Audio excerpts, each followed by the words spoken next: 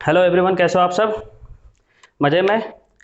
एक बात तो है कि मैं हर दिन आप लोगों से पूछता हूँ कि कैसे हो आप सब, लेकिन किसी दिन आप लोगों ने नहीं पूछा हमसे कि कैसे हैं आप सर। कोई बात नहीं। उम्मीद करते हैं कि आप सब भी लॉकडाउन में मजे होंगे और मज़े से मस्त मस्त आइटम बना के खा रहे होंगे, पी रहे होंगे और पढ़ भी रहे होंगे। ठीक है, चलें। तो आज इलेक्ट्रोस्टैटिक्स का लेक्चर नंबर 5 पे हम लोग पहुँच गए हैं और आज हम लोग देखने वाले हैं कि चार्ज, जिस पे लंबे समय से हम लोग बहस कर रहे हैं और 4 वीडियोज़ हम लोग उस पर देख चुके हैं। तो वो 4 में चार्ज के काफ़ी सारे गुण, काफ़ी सारे प्रॉपर्टीज़ पे हम लोगों ने बात किया है। लेकिन ऐसा नहीं है कि अगर किसी परिवार के काफ़ी तारीफ़ें होती है और हम लोग जिस समाज में रहते हैं वो परिवार बँटवारा नहीं होता, ऐसा नहीं है। वंश आगे बढ़ता है, आगे चल के और बढ़ता है, आगे चल के बढ़ता है और फिर धीरे-धीरे वो छोटे-छोटे टुकड़ों में भी बँट जाते हैं किसी कारणवश। तो चार्ज के परिवार का भी आज बँटवारा होने जा रहा है। तो आज के लेक्चर में हम लोग डिस्ट्रीब्यूशन ऑफ चार्ज पे बात करेंगे। ठीक है? तो डिस्ट्रीब्यूशन ऑफ चार्ज किस तरह से होता है, इस चीज़ को हम लोग समझते हैं। बेसिकली चार्ज को जब हम यूनिफॉर्म तरीके से या नॉन यूनिफॉर्म तरीके से चार्ज के कुछ अमाउंट को किसी ऑब्जेक्ट पे डिस्ट्रीब्यूट करते हैं, तो डिस्ट्रीब्यूट करने के अलग अलग तरीके हैं। ठीक है, बेसिकली डिस्ट्रीब्यूशन ऑफ चार्ज दो तरह के होते हैं, याद रखेंगे। जल्दी से कॉपी पेन निकालिए और मजे से वीडियो को एंजॉय कीजिए। ठीक है, लास्ट तक वीडियो देखेंगे। उसके बाद फिर आगे आपके लिए टेस्ट सीरीज भी तैयार की जा रही है। तो आप लॉकडाउन में ऐसा नहीं कि टेस्ट होने वाला नहीं है, आप पढ़ोगे तो ईमानदारी के साथ पढ़ो, आपका टेस्ट भी होने जा रहा है। ठीक है, तो देखो, चार्ज का डिस्ट्रीब्यूशन बेसिकली दो तरह से होता है। एक कहलाता है डिस्क्रीट चार्ज डिस्ट्रीब्यूशन, दूसरा कहलाता है continuous charge distribution. Discrete charge distribution, मान लेते हैं कि चार्ज का डिस्ट्रीब्यूशन एक परिवार है जिसके दो वंश शुरुआत होते हैं। वंश की शुरुआत होती है दो लोगों से, एक है डिस्क्रीट, दूसरा है कंटिन्यूअस। ठीक है, डिस्क्रीट अपने आप को कुछ इस तरह से डिस्ट्रीब्यूट किया, अपने आप को कुछ इस तरह से समाज में रिप्रेजेंट किया कि उसका वंश आगे नहीं बढ़ा, वो खत्म हो गया बहुत जल्द ही। लेकिन कंटिन्यूअस का वंश आगे तक चला। तो किस तरह से इस वंश डिस्ट्रीब्यूशन ऑफ चार्ज का हम लोगों के दरमियान अब तक चलता आ रहा है, इसको देखते हैं जल्दी से। तो आज का टॉपिक है distribution of charge. First unit ही चल रहा है इलेक्ट्रोस्टैटिक्स, लेक्चर नंबर आज 5 है। डिस्ट्रीब्यूशन ऑफ चार्ज पे हम लोग बात करने वाले हैं। ठीक है, तो डिस्ट्रीब्यूशन ऑफ चार्ज दो तरीके से बेसिकली होता है। एक होता है डिस्क्रीट चार्ज डिस्ट्रीब्यूशन, दूसरा होता है कंटिन्यूअस चार्ज डिस्ट्रीब्यूशन। और कंटिन्यूअस चार्ज डिस्ट्रीब्यूशन फिर से तीन तरीके होंगे। एक होगा लीनियर चार्ज डिस्ट्रीब्यूशन, या इसको लीनियर चार्ज डेंसिटी भी कहेंगे। दूसरा सरफेस चार्ज डिस्ट्रीब्यूशन या सरफेस चार्ज डेंसिटी, और तीसरा वॉल्यूम चार्ज डिस्ट्रीब्यूशन या वॉल्यूम चार्ज डेंसिटी। ठीक है, इसको नोट करें, इस वंश को नोट करें कि डिस्ट्रीब्यूशन चार्ज किस तरह से बटा हुआ है। हम लोग शुरू करते हैं यहाँ से। कहाँ से? इस फॉर्मेट को नोट कर लीजिए, वीडियो को पॉज कीजिए, जल्दी से फॉर्मेट को नोट कीजिए। कर लिया आप लोगों ने? वेरी गुड सर, आज तेजी से चल रहे हैं सर आप, बहुत तेजी से। कोई बात नहीं, आराम से पढ़ेंगे, मजेदार है। नोट कर लिया?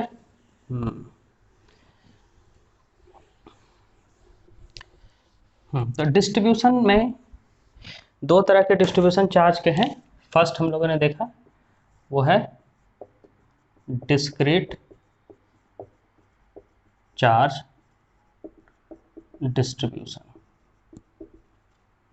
डिस्क्रीट चार्ज डिस्ट्रीब्यूशन किसको कहेंगे? लिखिए, a system consisting of ultimate individual charges. A system consisting of ultimate individual charges called discrete charge distribution. Called discrete charge distribution. अब इसको समझते हैं। देखो, एक ऐसा सिस्टम जिसमें चार्ज अल्टीमेट इंडिविजुअली डिस्ट्रीब्यूट हो, सेपरेट हो। भाई ऐसे वंश आगे नहीं बढ़ता, वंश के आगे बढ़ने में भी लोगों का मिलन होना जरूरी है। समझ रहे हो? लोगों का मिलन होना जरूरी है। लेकिन डिस्क्रीट में चार्ज तो मिला ही नहीं एक दूसरे से। एक चार्ज यहाँ है, अल्टीमेट इंडिविजुअल डिस्ट्रीब्यूशन है। कोई चार्ज यहाँ पे है, कोई चार्ज यहाँ है, कोई चार्ज यहाँ है। इन दो सबों के दरमियान काफ़ी फासले हैं। काश के इन सभी के बीच फासलों का अंत होता तो परिवार का वंश इसका भी बढ़ता। जैसे कंटिन्यूअस के 3 टाइप्स हैं, डिस्क्रीट का कोई टाइप्स नहीं हुआ। क्यों? क्योंकि ये अल्टीमेट इंडिविजुअल चार्ज हैं, सब एक दूसरे से बहुत दूर दूर है। लेट अस सपोज यहाँ Q1 है तो यहाँ Q2 है तो यहाँ Q3 है, ये Q4 है। इस तरह से अगर चार्ज बटे हुए हैं, मतलब बिखरे हुए पड़े हैं। Q1 Q2 से नाता नहीं रख रहा, Q2 Q3 से नाता नहीं रख रहा। इस तरह से इनका समाज जब बिखर जाए तो वैसे डिस्ट्रीब्यूशन ऑफ चार्ज को डिस्क्रीट चार्ज डिस्ट्रीब्यूशन कहेंगे। ठीक है, यानी a system consisting of ultimate individual charges, that is called discrete charge distribution. Note कीजिए जल्दी से। चलें, नोट कर लिया आप लोगों ने। अब इसका दूसरा टाइप देखते हैं। दूसरा क्या है? Continuous charge distribution. दूसरा है, सर ए की जगह बी कीजिए और हेडिंग डालिए आप लोग continuous charge distribution. Continuous charge distribution लिखिए इसको। कंटिन्यूअस में क्या होगा, थोड़ा सा हम इंक डाल लेते हैं जल्दी से। हाँ, कंटिन्यूअस में क्या होने वाला है, समझेंगे इस चीज़ को तेज़ी से। कि देखो भाई, जब चार्ज का कुछ अमाउंट किसी ऑब्जेक्ट पे डिस्ट्रीब्यूट हो, हम चार्ज को दें, थोड़ा इंक डालते हैं बाद में। चार्ज को जब हम किसी ऑब्जेक्ट पे डिस्ट्रीब्यूट करें और कुछ इस तरह से करें, या तो एक समान रूप से या असमान रूप से, तो कहीं ना कहीं वो चार्ज कंटिन्यूसली उस पर बढ़ रहा है। सिंपल सा नाम दे दिया गया है कंटिन्यूअस चार्ज डिस्ट्रीब्यूशन। लेकिन ऑब्जेक्ट किस तरह का होगा, उस पर चार्ज किस तरह से बटेंगे, इसको कंटिन्यूअस चार्ज डिस्ट्रीब्यूशन के टाइप्स में हम लोग पढ़ेंगे। ठीक है, तो सिंपल सा कंटिन्यूअस चार्ज डिस्ट्रीब्यूशन का मतलब क्या हो गया? When an amount of charge is distributed uniformly, यानी एक समान रूप से, और नॉन यूनिफॉर्मली, या हो सकता असमान रूप से, कहीं ज़्यादा हो जाए कहीं कम हो जाए, इस तरह से चार्ज बटाओ, या एकदम बराबर बराबर पूरी सरफेस पे चार्ज बताओ किसी भी ऑब्जेक्ट के। तो वैसे डिस्ट्रीब्यूशन को क्या कहेंगे? Continuous charge distribution. When an amount of charge is distributed uniformly or non-uniformly on an object, then it is called, तो उसको क्या कहेंगे? continuous charge distribution। That is called continuous charge distribution। Clear है? Very good. तो continuous charge distribution के पहले type से हम लोग बात करते हैं। कंटिन्यूस क्लियर है? सिंपल है। चार्ज किसी भी ऑब्जेक्ट में बांटो, चार्ज को बिखेर दो उसके ऊपर, चाहे एक समान तरीके से बिखेर दो या असमान तरीके से बिखेर दो, चार्ज तो डिस्ट्रीब्यूट हो गया, लगातार डिस्ट्रीब्यूट हो गया। ये क्या है? When an amount of charge distributed uniformly और non uniformly on an object, किसी भी ऑब्जेक्ट में कहलाएगा कंटिन्यूस चार्ज डिस्ट्रीब्यूशन।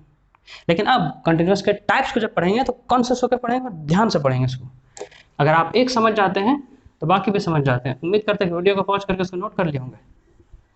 ये तो फट से बैक जाइए, पॉज कीजिए, नोट कीजिए।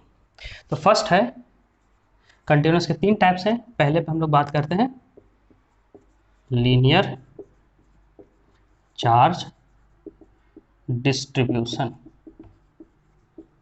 इसको हम लोग लीनियर चार्ज डेंसिटी भी कहते हैं, चार्ज डेंसिटी भी यहाँ से निकालते हैं, है ना। लीनियर चार्ज डेंसिटी निकालने के लिए पूछा जा सकता है। ठीक है, इसको डिनोट करते हैं लैम्डा से। लीनियर चार्ज डेंसिटी कैसे डिनोट करते हैं? लैम्डा से। समझिए, when an amount of charge is distributed uniformly or non-uniformly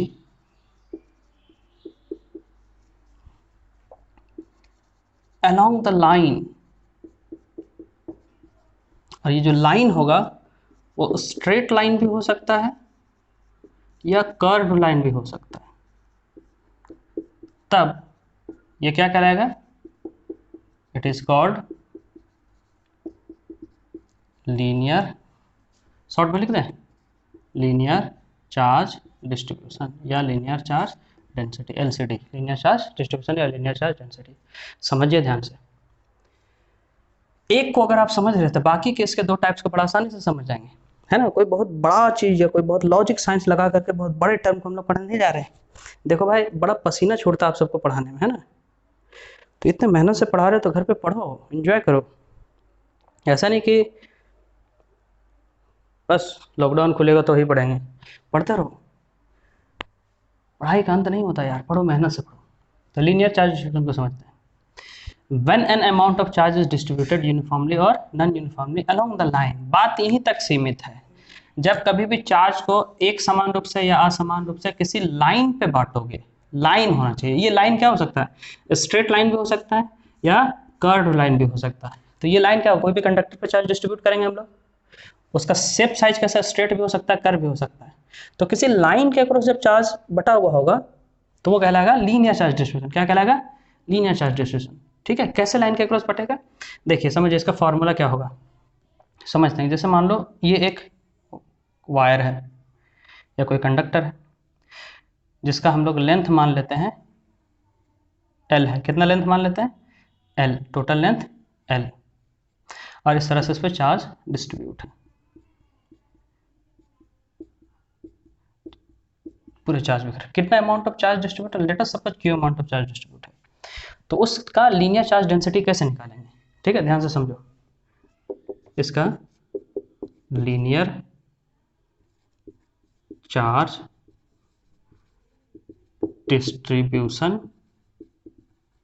या डेंसिटी कैसा क्या होगा, किसे डिनोट करते हैं, लैम्डा से। इसका फॉर्मूला हो जाएगा चार्ज पर यूनिट लेंथ। क्या फॉर्मूला होगा, चार्ज पर यूनिट लेंथ। अब बताओ, lambda is equal to charge कितना बटा हुआ, पूरा अमाउंट ऑफ चार्ज क्यू है, और लेंथ कितना है, एल। क्लियर है, वेरी गुड। अब इससे एसआई यूनिट में पूछ सकता है। देखो अब ऑब्जेक्टिव का फिर क्वेश्चन यहाँ से बन रहा है, बोर्ड के एग्जाम में आपको पूछेंगे कि लीनियर चार्ज डिस्ट्रीब्यूशन का एसआई यूनिट क्या है। तो चार्ज का कोई यूनिट बोलो, कूलम्ब, लेंथ का मीटर, ये हो गया कूलम्ब पर मीटर। भाई ध्यान दो, पर सेंटीमीटर नहीं, सी क्या है, कूलम्ब है। चार्ज का यूनिट क्या होता है, कूलम्ब, लेंथ मीटर, क्या हो गया, coulomb per metre. Very good. Dimensional formula बताइए, डायमेंशनल फॉर्मूला सर बताएं हम, बताइए। चार्ज का आप बताए थे एकदम शुरू में ही, एटी या आईटी लिखते हैं, और लेंथ का क्या होगा, डायमेंशन एल। तो एल को अगर आप ऊपर कर दो तो हो गया एल माइनस वन, और ऊपर पहले से एटी था, है ना। इसको किसी को भी आगे पीछे लिखो, उसका मतलब नहीं है।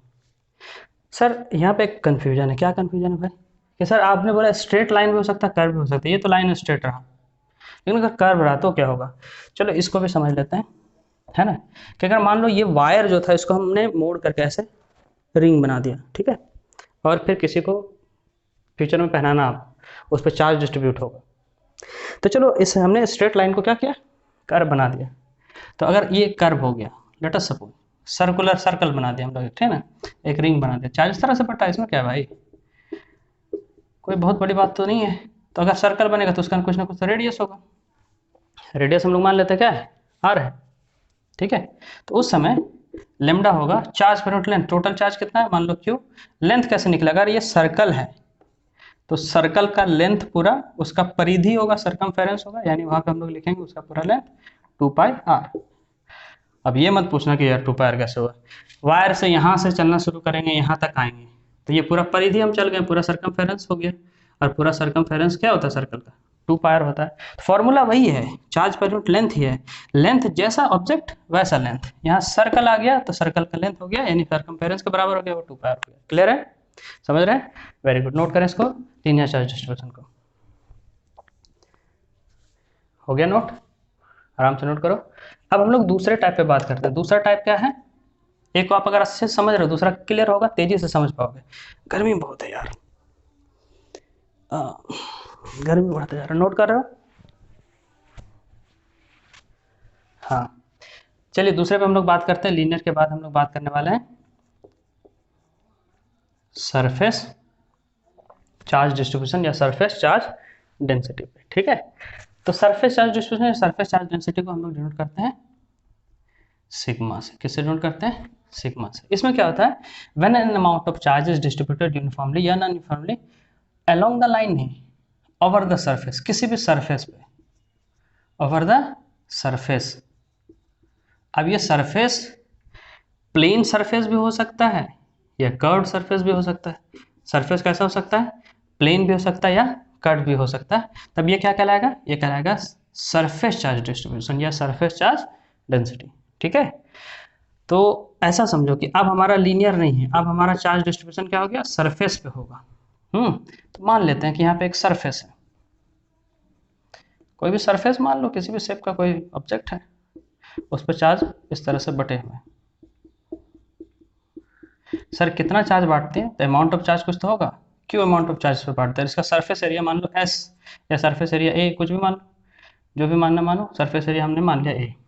तो सरफेस चार्ज डिस्ट्रीब्यूशन या डेंसिटी कितना होगा, किससे डिनोट करते हैं, रो से। ये हो जाएगा इसका formula charge per unit surface area, charge per unit surface area. तो यहाँ हो गया sigma is equal to Q by A.